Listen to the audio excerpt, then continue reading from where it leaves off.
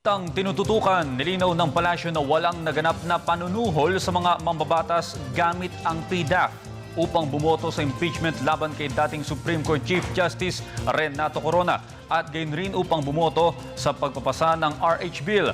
Ayon sa palasyo, kung may naipalabas mang pondo, ito'y bahagi ng Disbursement Acceleration Program. Para sa detalye, balita mo kami Elena Luna. Binigyang din ng palasyo na ginugugol ng tama ang pera ng bayan at walang nangyayaring panunuhol sa mga mambabatas gamit ang PDAF para bumoto sa impeachment ni dating Supreme Court Chief Justice Renato Corona at sa pagpasa ng RH Bill.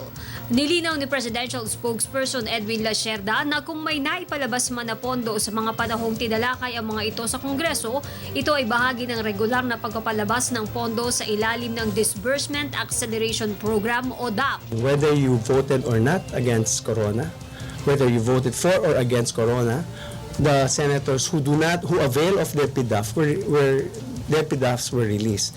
Now, DAP is another matter. DAP again is a program where we induce acceleration spending.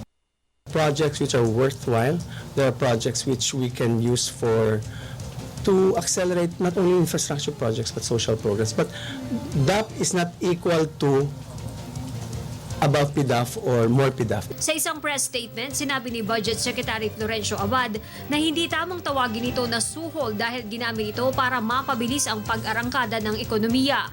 Ayon sa DBM, 16 na senador ang pinagkalooban ng DAP mula Oktubre hanggang Disyembre noong isang taon. Ang halaga nito, 11 milyon hanggang 100 milyong piso. May 2 senador na naunang pinagkalooban ng DAP noong Agosto. Ayon rin sa tala ng DBM, walang natanggap na DAP ang 5 senador noong isang taon. Ngunit mula sa listahang ito, napagkalooban naman ng DAP ang 2 senador kabilang na si Senador Joker Arroyo.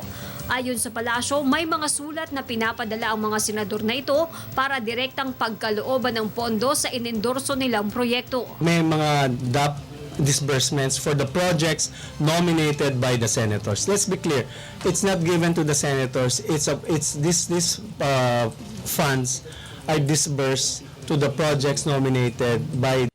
So it means it goes to the implementing agency. Ayon kay Lacerda, ang pondo para sa DAP ay nanggagaling sa consolidated savings ng gobyerno na pinapayagan naman ng konstitusyon at ng administrative code. Ngunit nang isuspinde ng Pangulo ang PDAF, kasabay na ring nasuspinde ang DAP ng mga mambabatas. Para sa Telebisyon ng Bayan, Elena Luna.